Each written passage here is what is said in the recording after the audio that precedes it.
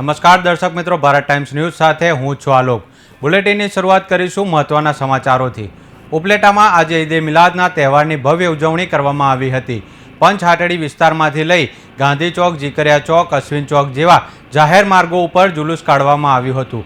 આ જુલુસમાં વિવિધ સ્થળોએ પ્રસાદી રૂપે ન્યાજના સ્ટોલ લગાવવામાં આવ્યા હતા, જેમાં કોઈપણ નાત જાતના ભેદભાવ વિના સર્વે હિન્દુ મુસ્લિમ લોકોને પ્રસાદી વિતરણ કરવામાં આવી હતી।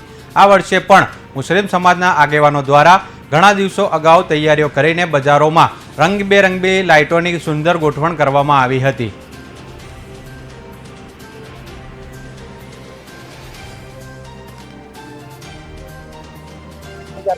રોજ અમારા પવિત્ર पैगंबर आकाए नामदार हजरत मोहम्मद मुस्तफा सल्लल्लाहु अलैहि वसल्लम નો પવિત્ર જન્મ મુબારક હોઈને એક શાનદાર હર્ષો ઉલ્લાસની સાથે કોમી એકતાના માહોલમાં એક શાનદાર જુલુસનું આયોજન કરવામાં આવેલ હતું।